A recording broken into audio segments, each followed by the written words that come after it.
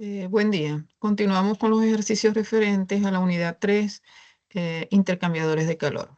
Continuamos con los ejercicios.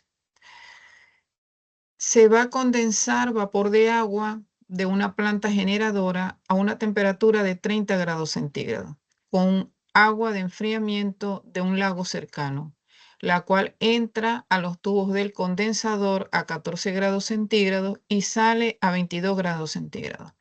El área superficial de los tubos es de 45 metros cuadrados y el coeficiente de transferencia de calor total es de 2100 vatios sobre metros cuadrados por grado centígrado. Determine el gasto de masa necesario de agua de enfriamiento del intercambiador y el flujo másico del vapor. Ok, fíjense que en este ejercicio nos están dando la temperatura de entrada del agua aquí nos dice, se va a condensar vapor de agua en una planta generada a una temperatura de 30 grados centígrados. Nos están dando la temperatura de ese vapor de agua. Esa es la temperatura en este caso, del fluido caliente, que son T1, temperatura de entrada del fluido caliente, 30 grados centígrados. Como nos dice que se va a condensar vapor, significa que hay un cambio de fase.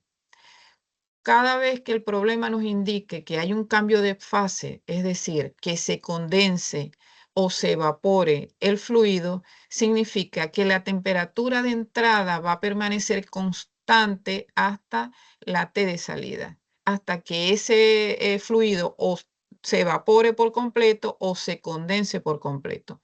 La temperatura de entrada va a ser la misma T de salida. Entonces acá, como nos dice, se va a condensar vapor de agua a 30 grados, esa es la temperatura de entrada de ese fluido y va a ser la misma temperatura de salida. Eso sucede cuando el ejercicio es sobre cambio de fase. Claro, nada más que puede haber cambio de fase por uno de los lados, ¿no? No puede haber cambio de fase en los dos. O sea, si es doble tubo, no puede haber cambio de fase en la carcasa, en el tubo de menor y en el tubo de mayor diámetro. O carcasa y tubo. Tiene que ser en uno de los dos lados. En este caso va a ser para el fluido caliente. Luego nos dice que en los tubos del condensador el agua entra, también va a ser agua, entra a 14 grados centígrados. Estamos colocando el flujo a contracorriente, entra a 14, eso va a ser TF2, y sale a 22 grados centígrados. Fíjense que están saliendo, la salida y entrada de los fluidos son sentidos contrarios porque estamos colocando el diseño del intercambiador a contracorriente. Acá, entonces en los datos vamos a colocar lo que se está llevando a cabo. Aquí es condensar, es un condensador. El problema nos da el área, que son 45 metros cuadrados, el coeficiente global de transferencia, que son 2100 vatios por metro cuadrado grados centígrados. Y vamos a determinar las capacidades caloríficas. En este caso, el problema no nos da como dato las capacidades caloríficas del fluido, que en este caso es agua. En los dos, lo que pasa por el intercambiador es agua como vapor y luego agua para el enfriamiento, agua como sistema de enfriamiento. Entonces, para poder determinar, acá tenemos, pongamos que vamos a utilizar la ecuación. Tenemos dos ecuaciones para determinar acá la velocidad de transferencia de calor. Claro está, en los dos casos no se tiene flujo másico. Eso es lo que está pidiendo determinar el ejercicio. Determinar el gasto de masa, eso es flujo másico, tanto del fluido frío como del fluido caliente. Pero vamos a trabajar con la ecuación para donde hay cambio de fase con flujo másico por la entalpía de vaporización. Esa es la que se utiliza para cuando hay cambio de fase. Y la otra, la que es flujo másico por Cp por delta T. Entonces necesitamos esos dos valores, el de capacidad calorífica y el de entalpía de vaporización, que ¿dónde vamos a conseguir eso? En las tablas que se encuentran en el Cengel, Yunus Cengel, el de transferencia de calor, el libro de transferencia de calor o el libro de transferencia de calor y masa. Para poder determinar la capacidad calorífica del fluido frío debemos determinar la T promedio. ¿Qué es la T promedio? La suma de las dos temperaturas entre 2. A esa T promedio se va a la tabla y se ubica el valor de la capacidad calorífica. En este caso, para 18 grados centígrados, la capacidad calorífica del agua es 4.184 joules por kilogramos grados centígrados. Si cuando vamos a sustituir, lo queremos sustituir en kilojoules, pues corremos la coma a 3 lugares. Recuerden que un kilojoule equivale a 1.000 joules y vamos a tener el valor en kilojoules. En el caso de la entalpía de vaporización, lambda de vaporización, que es lo mismo que HFG, también lo obtenemos en las mismas tablas. Allí en esas tablas donde aparece el CP, para el agua específicamente, esta es para el agua, tenemos las capacidades caloríficas, tenemos la entalpía de vaporización, tenemos la densidad y otras propiedades del agua. De las dos con las cuales vamos a trabajar para este ejercicio es capacidad calorífica y entalpía de vaporización. La entalpía de vaporización se determina una sola T. ¿Por qué? Porque acá la temperatura de entrada es la misma T de salida. Entonces a 30 grados centígrados ubicamos el valor de la entalpía de vaporización. 2.431 kilojoules por kilogramo. Entonces, inicialmente, para poder determinar la velocidad de transferencia de calor, hay otra ecuación, que es la ecuación de diseño para un intercambiador, va en función de estos dos parámetros que tenemos acá, área y el coeficiente global de transferencia de calor. Y la diferencial de temperatura media logarítmica, esta es la ecuación. Velocidad de transferencia de calor es igual a U, que es el coeficiente global, A es el área de transferencia y delta TML, que es el diferencial de temperatura media logarítmica. Como dato, el problema nos da el coeficiente global y nos da el área. Vamos a determinar el diferencial. El diferencial de temperatura media logarítmica es delta T1 menos delta T2 sobre el logaritmo neperiano de delta T1 sobre delta T2. Como ya lo hemos visualizado en otros ejercicios anteriores, ¿quién es delta T1? Es el diferencial de temperatura de TC1 menos TF1. ¿Y quién es delta T2? TC2 menos TF2. Entonces sustituimos los valores. 30 menos 22 menos 30 menos 14 entre el logaritmo neperiano de 30 menos 22 sobre 30 menos 14. Y así obtenemos el diferencial de temperatura media logarítmica que nos da un resultado de 11.5 grados centígrados. Ya tenemos este valor. Entonces ya podemos sustituir en la ecuación de diseño de un intercambiador que va en función del coeficiente global, dato del problema en este caso. Fíjense que está en vatios. En este caso, este coeficiente está en vatios. O sea que nosotros vamos a obtener el valor de esta velocidad en vatios. Lo podemos llevar a kilovatios si queremos trabajar en las otras ecuaciones en kilovatios. Entonces sería 2100 vatios sobre metros cuadrados. Esto es metros cuadrados por grado centígrado. 45 metros área y 11.5 grados centígrados del diferencial de temperatura. Obtenemos el valor en vatios y aquí lo estamos llevando a kilovatios. Para poder determinar, acá nos dice determinar el gasto de masa necesario de agua de enfriamiento del intercambiador, se refiere al fluido frío y luego flujo másico del vapor, se refiere al fluido caliente. Vamos primero a determinar el del fluido frío. Como en el fluido frío no hay cambio de fase, la ecuación para determinar esa velocidad de transferencia es flujo másico Cp delta T. Claro está, ya nosotros tenemos acá, ya determinamos Q, que es la velocidad de transferencia. Acá, asumiendo que es adiabático, la velocidad de transferencia de calor total va a ser igual a la del fluido frío y va a ser igual a la del fluido caliente. De esta ecuación que vamos a despejar el flujo másico, ¿de quién? Del fluido frío, que es el agua. Entonces el flujo másico va a ser igual a la velocidad de transferencia entre Cp por delta T. ¿De quién? Del fluido frío, que en este caso, ese fluido frío es agua. Sustituimos la velocidad de transferencia de calor ya calculada entre la capacidad calorífica obtenida mediante tabla. Fíjense que allá está en joules sobre kilogramos grados centígrados. Acá pasamos de joules a kilojoules, por eso es 4,184. El diferencial de temperatura del fluido frío, que es 22 menos 14. Y resolvemos y obtenemos el flujo másico del agua, 32.47 kilogramos por segundo. Ahora falta determinar el otro flujo másico, que es el del fluido caliente, que es el del vapor de agua. Pero la ecuación, cuando hay cambio de fase, como en este caso, ahí nos está diciendo que se condensa, entonces esta es la ecuación. Flujo másico por entalpía de vaporización o lambda de vaporización. Despejamos. Flujo másico es Q, velocidad de transferencia entre lambda, esto es HFG.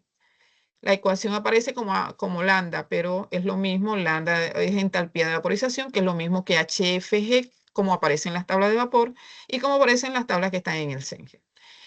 Entonces la velocidad de transferencia, 1087 kilovatios. Y el valor de la entalpía es 2431 kilojoules por kilogramo. Y así obtenemos, ¿quién es kilovatio? ¿Cuál es la unidad? Kilovatio es kilojoules por segundo.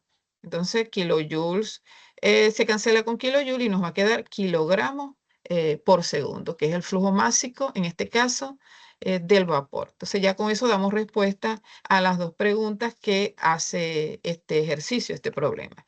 El gasto de masa para el agua de enfriamiento, que eso es flujo másico, y el flujo másico del vapor. En el siguiente ejercicio vamos a ver otras 2 o 3 ecuaciones adicionales a las que ya con las que ya hemos trabajado referente a transferencia de calor. Acá nos dice 30.000 libras por hora. Este lo vamos a trabajar en el sistema inglés. 30.000 libras por hora de agua circulan por un intercambiador de coraza y tubo. Coraza y tubo, carcasa y tubo. Calentándose de 100 a 130 grados Fahrenheit del lado de la carcasa. Acá es importante ubicar cuál es el fluido que pasa por la carcasa y cuál es el fluido que pasa por los tubos. Ya vamos a ver por qué razón necesitamos identificar. Y usando un solo paso, se utiliza también agua caliente entrando al intercambiador con un flujo de 15.000 libras por hora a 200 grados Fahrenheit. La velocidad promedio del agua de los tubos de 3/4 de pulgada de diámetro interior es de 1.2 pies por segundo. Debido a limitaciones de espacio, el intercambiador no debe ocupar más de 8 pies de longitud. Calcular. A, el número de pasos que hace el fluido por los tubos. B, el número de tubos por paso. Y C, la longitud de los tubos con base a la información suministrada. ¿A cuál información? A que no puede ocupar más de 8 pies de longitud. Ok, entonces vamos a ubicar todos los datos. El diseño de lo que es el intercambiador, de cómo pasan los fluidos, lo vamos a colocar en contracorriente. Acá no nos está diciendo que es en contracorriente, pero a menos que el problema nos indique que es en paralelo, lo vamos a usar en contracorriente. ¿Por qué? Porque es más efectivo, es mejor en contracorriente el resultado que en paralelo. Entonces, acá tenemos la entrada del fluido caliente. El problema nos dice que 30.000 libras de agua circulan por intercambiador calentándose. O sea, que significa que este valor, como nos está diciendo que es calentándose, significa que él es el fluido frío. O sea, que las 30.000 libras por hora es del agua fría, que son 30.000 libras hora. Luego nos dice, desde 100 a 130, o sea que, perdón, esta es la temperatura de entrada del fluido frío, 100 grados Fahrenheit, y 130 es la temperatura de salida del fluido frío. Y acá nos está indicando que es del lado de la carcasa, o sea que aquí vamos a colocar que el fluido que está pasando, el fluido frío, que es el que está pasando por la carcasa, está identificado ya en el intercambiador. Luego nos dice, y usando un solo paso se utiliza también agua caliente, entrando al intercambiador. Aquí tenemos el agua caliente a una temperatura de 200 grados Fahrenheit, no nos indica cuál es la T de salida, y el flujo es de 15.000 libras por hora. La velocidad promedio, acá nos da la velocidad promedio, que es de 1.2 pies por segundo del fluido que pasa por los tubos. Aquí está en pies por segundo, pero en el sistema inglés debemos trabajar en pies hora, porque el resultado nos da, por ejemplo, hay una parte donde se trabaja en hora. Es más, acá el flujo nos los están dando en libras hora. Entonces, para que sean unidades consistentes, los segundos de la velocidad lo llevamos a hora, da este valor. El diámetro interno es de 3/4 de pulgada. Para sustituir en la ecuación debe estar en pie. Llevamos las pulgadas a pie. Un pie equivale a 12 pulgadas. Y aquí tenemos el resultado en pie. Y la longitud, esta es la longitud máxima que debe tener los tubos del intercambiador, 8 pies. Para el sistema inglés hay una tabla en el CENGEL donde aparece la capacidad calorífica para el agua a diferentes temperaturas. Ya les he indicado que para el agua entre 0 y 100 grados centígrados, la variación de la capacidad calorífica no es mucha. O sea, son aproximadamente, los valores son aproximadamente iguales, ¿no? Sí hay una variación, pero es muy poca. Acá estamos tomando como la capacidad calorífica para el agua en el sistema inglés de un BTU libras grados Fahrenheit. Sin embargo, ustedes pueden ir a la tabla y a lo mejor es 0,999, 0,989, 0,987, aproximadamente un BTU libras grados Fahrenheit. Si no, pueden tomar el valor exacto que les da en la tabla. El coeficiente global de transferencia, hay una tabla que se encuentra la tienen ahí en la literatura que está en la plataforma, donde aparece gráficas y tablas, donde en función del fluido que pasa por la carcasa y el fluido que pasa por los tubos, tienen el valor del coeficiente, de ese coeficiente global. Esto es para cuando se realizan diseños de intercambiadores. Va en función del fluido que pasa por la carcasa y del fluido que pasa por los tubos. Ahí les indica si es agua y agua, después están los valores de U, tienen un rango, suman los dos valores y lo dividen entre 2 y ese es el valor de ese coeficiente global. Ok, ya tenemos entonces ya los datos para poder comenzar a trabajar. Fíjense que acá delta T1 es TC1 menos TF1 y delta T2 es TC2 menos TF2. Por supuesto, tenemos que primero determinar la temperatura del fluido caliente. Con estos dos valores del fluido frío podemos determinar la velocidad de transferencia de calor. Y luego, igualando las dos velocidades de transferencia del fluido frío y fluido caliente, podemos determinar la T de salida del fluido caliente. Y así comenzar a resolver. Acá hay otro valor que determinamos, que es la densidad del agua. ¿Por qué? Porque hay una ecuación que vamos a utilizar donde necesitamos la densidad. En este caso, a la temperatura de entrada del agua, ¿por dónde? Por los tubos. Que en este caso son, por los tubos no, sí, por los tubos, porque aquí estamos hablando de la velocidad de transferencia de la velocidad del fluido que pasa por los tubos, que es 1,2 pies por segundo. Entonces, el agua que pasa por los tubos es el fluido caliente y la de entrada es a 200. Entonces, a esa temperatura que vamos a entrar a la tabla para hallar el valor de esa densidad. ¿A cuál tabla? A la de Cengel, allí donde está el CP, donde está el lambda, también tenemos el valor de densidad. Ok, entonces comenzamos. Aquí hay unas gráficas que ya voy a indicar para qué las vamos a utilizar. Entonces vamos a determinar la velocidad de transferencia del fluido frío. ¿Por qué la del fluido frío? Porque de la del fluido frío tenemos las dos temperaturas y tenemos flujo másico y tenemos el CP. Entonces aplicamos. Flujo másico del frío, 30.000 libras por hora. Capacidad, un BTU libre sobre grados Fahrenheit. Y el diferencial de temperatura, 130 menos 100 grados Fahrenheit. Y así tenemos la velocidad de transferencia del calor del fluido frío.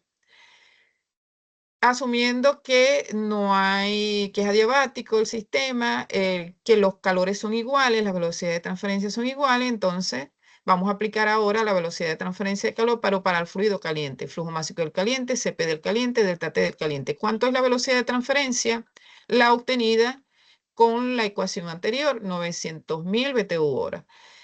Flujo másico del fluido caliente, 15.000 libras por hora. Capacidad calorífica, 1 BTU por libras grados Fahrenheit. Y el diferencial de temperatura es T de entrada del fluido caliente, que son 200, menos TC2, que es la temperatura de salida del fluido caliente, que es la que vamos a determinar en esta ecuación. Despejando y resolviendo la ecuación, tenemos un resultado de 140 grados Fahrenheit para la T de salida de ese fluido caliente.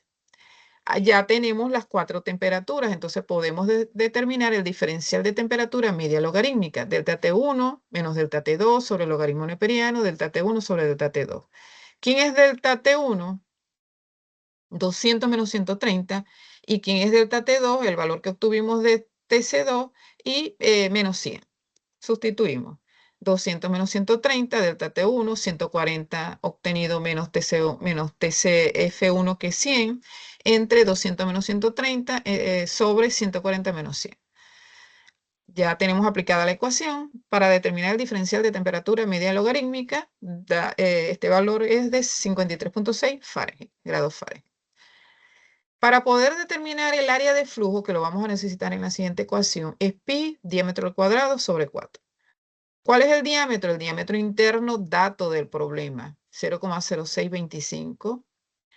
El diámetro está en pies al cuadrado entre 4. Resolvemos y obtenemos en pie cuadrado el resultado del área. Acá no es que hay un error, sino que no está colocada la unidad. Deben colocar las unidades. Aquí es 0,0625 pie al cuadrado. Deben colocar las unidades en las ecuaciones de todas las variables. Ok, aplicamos la ecuación de flujo másico. Hay otra ecuación para flujo másico que va en función de ¿quién? Densidad por velocidad, por área de flujo, por el número de tubos. Significa que el flujo que vamos a utilizar para esta ecuación es el flujo másico del fluido que pasa por los tubos.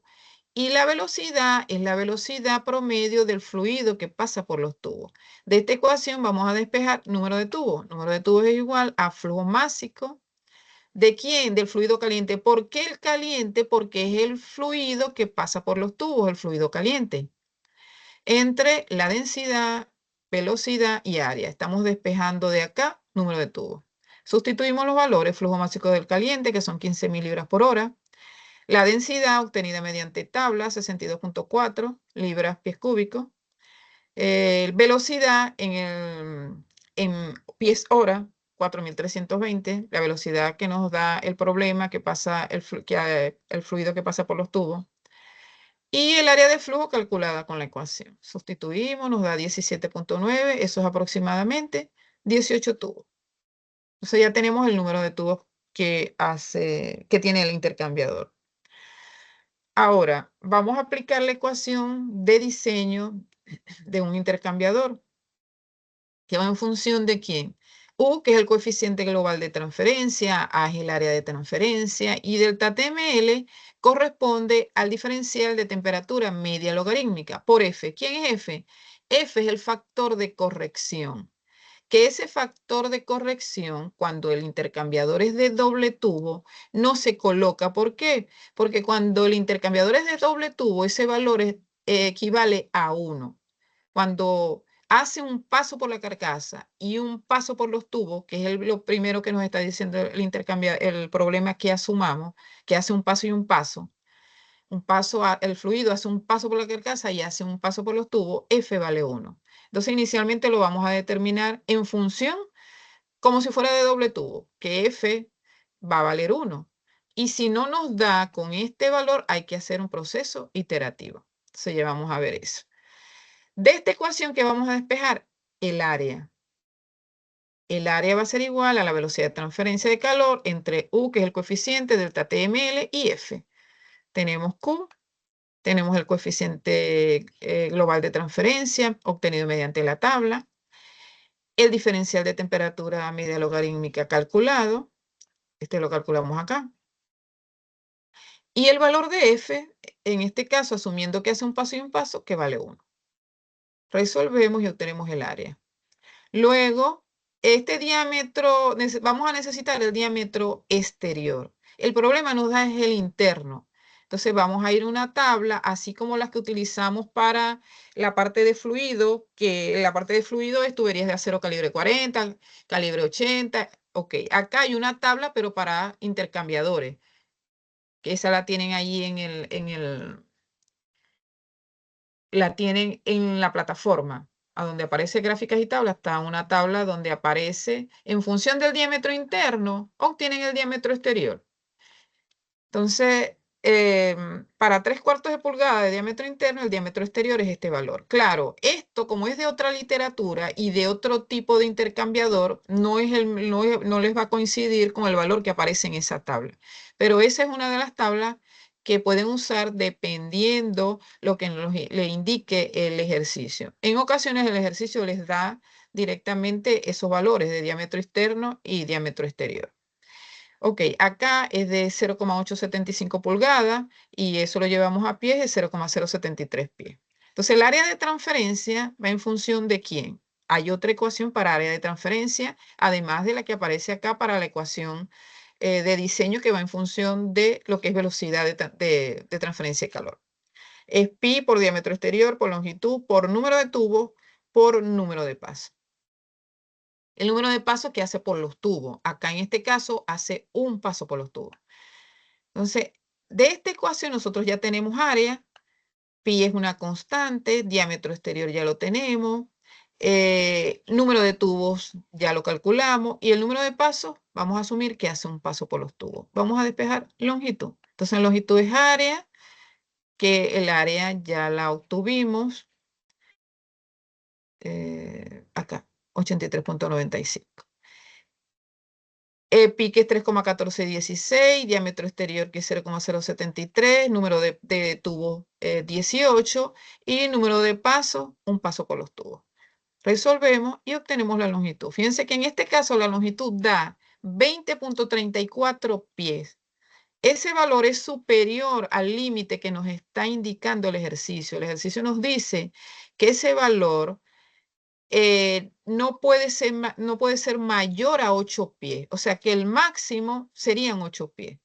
Entonces, como este valor nos dio mayor, entonces ahora tenemos que hacer un proceso iterativo. Y ahora acá nos dice un paso por la carcasa y uno por los tubos. Ahora vamos a asumir que el intercambiador hace uno por la carcasa y múltiplo de 2 pasos por los tubos. Para eso tenemos que utilizar las gráficas. ¿Las gráficas de quién? De factores de corrección. Estas son del Cengel, igual las tienen en la plataforma, pero son del libro de Yunus Cengel. Esas se encuentran en el capítulo de intercambiadores de calor. Vamos a utilizar primero la primera tabla que nos dice un paso por la carcasa y múltiplo de 2 pasos por los tubos, que es esta. Acá les aparece una figura donde les indica que la T minúscula acá es para el fluido que pasa por los tubos y que la T mayúscula es para indicar que este es el fluido que pasa por la carcasa. ¿Por qué? Porque tiene aquí dos ecuaciones, una para hallar P, que es el eje de las X, y para hallar R, que son estas curvas que visualizan acá. Entonces, ¿quién es P? Fíjense que P es delta T del fluido que pasa por los tubos. O sea, el diferencial de temperatura del fluido que pasa por los tubos entre delta T, pero de entrada de los dos fluidos. T1 acá es entrada del fluido que pasa por la carcasa y T1 minúscula es la entrada del fluido que pasa por los tubos. Entonces, la ecuación es delta T tubo, o sea, delta T del fluido que pasa por los tubos y delta T de entrada de los dos fluidos. Para R es delta T del fluido que pasa por la carcasa entre delta T del fluido que pasa por los tubos. Esa es la ecuación para determinar P, determinar R. Al obtener esos valores, entrar con el valor de P, que es en el eje de las X, cortar la curva de R, desplazarse al eje de las Y, donde está F, que es el factor de corrección, que inicialmente asumimos que era 1 como si hiciera un paso y un paso por la carcasa y un paso por los tubos. Entonces la primera es un paso por la carcasa y dos o múltiplo de 2 pasos por los tubos. La segunda, si no nos sirve con esta, vamos a entrar a la otra. La otra dice 2 por la carcasa y múltiplo de 4 pasos por los tubos. Entonces vamos con la primera gráfica. Vamos a determinar entonces el factor de corrección en función de P y R. Repito, P es para entrar en el eje de las X, R son las curvas, entramos con P, cortamos la curva de R, y recuerden que entre una y otra curva hay infinitas curvas. Nos desplazamos, donde corte nos desplazamos hacia el eje de las Y y ahí obtenemos F. Entonces, P es delta T tubo. ¿Quién es el fluido que pasa por los tubos? Por los tubos pasa el fluido caliente y por la carcasa pasa el fluido frío. Por eso es que tenemos que identificar qué fluido pasa por la carcasa y qué fluido pasa por los tubos. Uno para determinar el factor de corrección, el otro para determinar el número de tubos, o sea, para hallar la ecuación en función de la ecuación de flujo másico. Entonces, debemos identificar qué fluido pasa por la carcasa y qué fluido pasa por los tubos cuando el intercambiador es diferente a un intercambiador de doble tubo. Es decir, es un intercambiador de carcasa y tubos. Entonces sustituimos. ¿Cuál es la temperatura de entrada del fluido caliente? 200. Y la de salida, 140. Este es el fluido que pasa por los tubos. Delta T tubo. Entre delta T de entrada. TC1 es la entrada del fluido caliente, que son 200. Y TF2 es la entrada del fluido frío, que son 100. Resolvemos y obtenemos el valor de P. Para R es delta T del fluido que pasa por la carcasa, que es el fluido frío, 130 menos 100, y delta T del fluido que pasa por los tubos, que es el fluido caliente, 200 menos 140. Ya tenemos estos dos valores, entramos con 0.6 y 0.5 y obtenemos F. Por la gráfica, ya obtenemos, aquí hay un error en el valor de F, porque está un valor aquí y está otro sustituido diferente. O sea, eso es un error acá en el momento que se hizo la sustitución. Pero el valor que va acá, recuerden que es F, y F es el obtenido con la gráfica.